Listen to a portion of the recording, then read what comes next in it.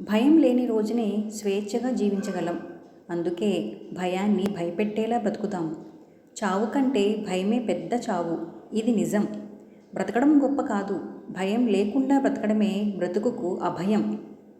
భయం తలుపు తట్టినప్పుడు ఆత్మవిశ్వాసాన్ని మేలుకొల్పాలి. అప్పుడు భయం పారిపోతుంది.